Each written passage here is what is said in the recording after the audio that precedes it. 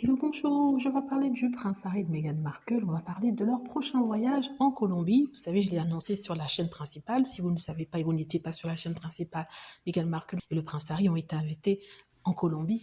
Invitation envoyée par la vice-présidente du pays, ce qui est une chose vraiment importante, pour participer à une conférence sur la sécurité des enfants, mais aussi pour visiter le pays et à travers Actuel voir ce qui est fait pour la sécurité non seulement des enfants, mais des personnes vulnérables.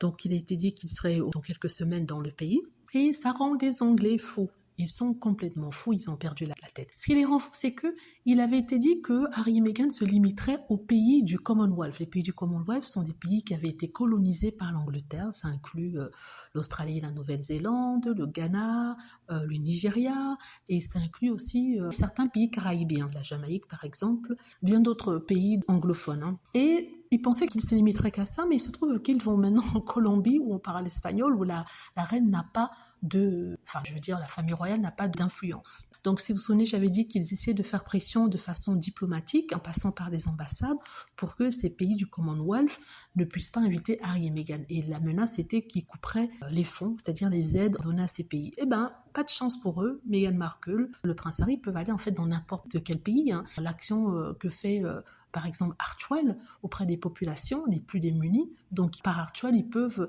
vraiment aller dans n'importe quel pays. Et ça les rend dingues. Je ne sais pas si vous avez vu les titres des journaux. Certains disaient carrément que le plan de la famille royale pour faire stopper l'avancée d'Harry et Meghan a complètement raté. Et je l'avais dit d'ailleurs dans une autre vidéo que ça n'avait pas pu aboutir parce que au moment où le gouvernement conservateur qui était anti-Meghan voulait faire quelque chose, il a été changé et c'est maintenant un gouvernement travailliste, entre guillemets, plus sympathique, on va dire.